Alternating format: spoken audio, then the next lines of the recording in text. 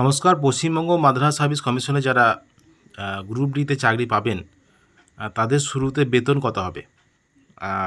2011 সালে যে group D পরীক্ষা সেটা এতদিনে ইন্টারভিউ প্রক্রিয়া শুরু হচ্ছে আগামী 18ই সেপ্টেম্বর থেকে, এবং সেই ইন্টারভিউ চলবে এবং তারপরে যে প্যানেল বেরোবে এবং সেখান থেকে যারা চাকরি পাবেন এবছরে তাদের শুরুতে বেতন কত হবে আমরা দেখে নেব যে তারা শুরুতে কত বেতন পাবেন, যারা চাকরি পাবেন, যারা চাকরিতে জয়েন করবেন তাদের জন্য।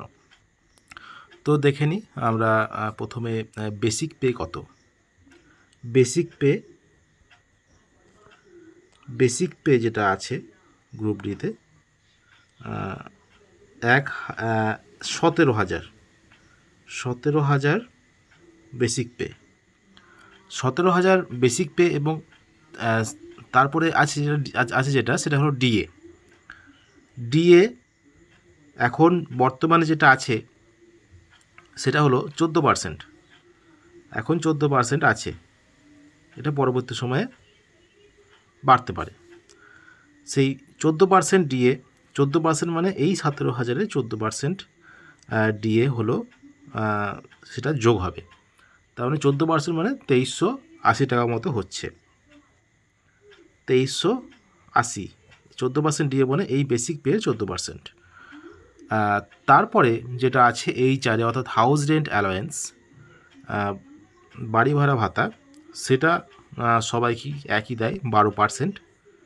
এই পার্সেন্টেজ কিন্তু একই, এটা বাড়া কমা হয় না।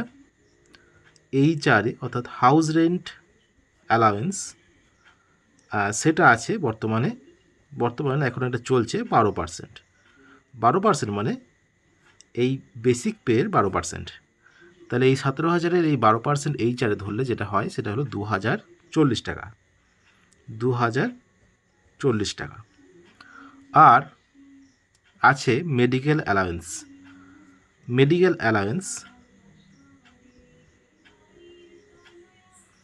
মেডিকেল অ্যালাওয়েন্সটা আছে সবারই জন্য একই, 500 টাকা।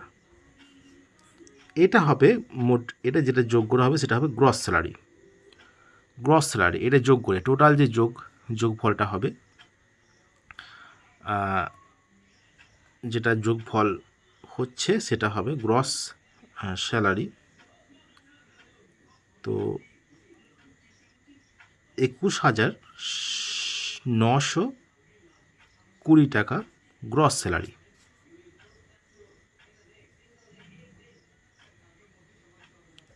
এটা গ্রস স্যালারি। এবার এখান থেকে যেটা বাদ যাবে সেটা হলো পিটি, প্রফেশনাল ট্যাক্স। এটা 25,000-এর কম থাকলে এটা হয়ে যাবে 130 টাকায়। যখন এটা 25,000-এর বেশি হয়ে যাবে সেটা 150 টাকা হয়ে যাবে। তাহলে পিটি বাদ যাবে কত? 130 টাকা। এটা ডিডাকশন অর্থাৎ বাদ যাচ্ছে। এটা সবারই ক্ষেত্রেই হয়। তো তাহলে কত হচ্ছে এখানে?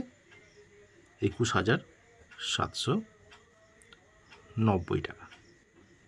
এটা হলো নিট স্যালারি, ঠিক আছে? তো এটা হলো বিষয় যে যারা এবছরে যারা ওয়েস্টবেঙ্গল মাদ্রাসা সার্ভিস কমিশনের মাধ্যমে যারা চাকরি পাবেন গ্রুপ ডিতে, তারা কিন্তু এই স্যালারিটা পাবেন। তাদের যে অ্যাকাউন্টে ঢুকবে 21,790 টাকা, এবং গ্রস স্যালারি যেটা থাকবে সেটা হলো 21,920 টাকা। এটা কিন্তু এবারে কিন্তু প্রতি বছর কিন্তু যেটা হয় না, বেসিক পে বাড়বে 3% করে, এবং ডিএ যখন দেবে তখন সেই অনুযায়ী বাড়বে। এটা হলো নিয়ম।